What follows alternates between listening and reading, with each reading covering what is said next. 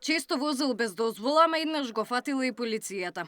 Саид Саитов, кој со пасат усмрти жена во Капиштец, па избега во странство, им бил познат на органите на прогонот. Лани полицајци го уловиле додека го управувал автомобилот на татко му без возачка. За тоа заработил казна од 250 евра.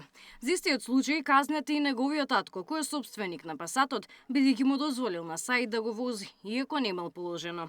Па согласно законот и тој заработил казна од 250 евра. За лицето Саид Саитов, за кој Министерството за внатрешни работи распиша меѓународна потерница од страна на секторот за внатрешни работи Скопје во 2025 година, изречена му е санкција по член 225 став 9 од Законот за безбедност на сообраќајот на патиштата за управување на возило без положен испит. 18-годишниот Саитов, за кој полицијата распиша меѓународна потерница, често дивел по улиците.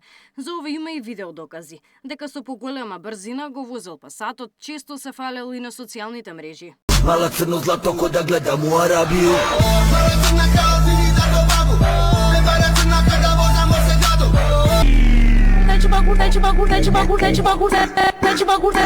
Откако медиумите му го открие профилот на Инстаграм, експресно ги избриша сите видеа и фотографии и си го сменил и корисничкото име. За Саид Саитов е распишана централна и меѓународна потерница по барање на ОЈО Скопје. Се гони за тешки дела против безбедноста на луѓето и имотот во сообраќајот. Со потерница се бара и татко му, со кој заедно избегаа. Според истрагата, осумничениот возел Volkswagen Passat по улицата Народен фронт без да поседува важечка дозвола. Тој се движел со неприспособена брзина и извршил непрописно поместување во левата коловозна лента, пошто со возило удрил во пешекот 79-годишната Љуба Јаколеска. Наместо да застане и да ја помогне на повредената, Саид избегал од местото на настанот. Жртвата беше префрлена на ургентен, но подоцна им подлегна на повредите.